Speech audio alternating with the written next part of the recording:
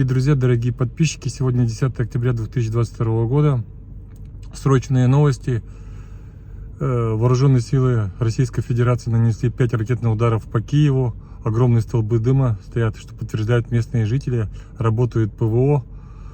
Один удар точно прошел. Также нанесены 3 удара по Днепропетровску. Тоже столбы дыма.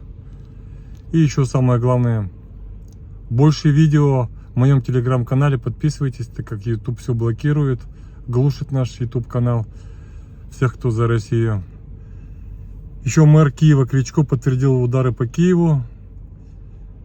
Так, несколько взрывов в Шевченковском районе, в центре столицы. Все службы направляются на место, детали последуют, написал он.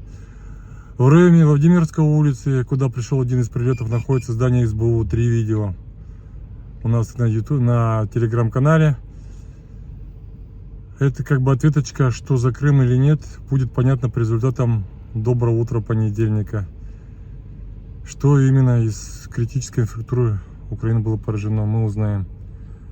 Подписывайтесь на мой YouTube канал, ставьте лайки, пишите комментарии, продвигайте наш канал, потому что больше правдивой информации вы нигде не получите. Всем пока!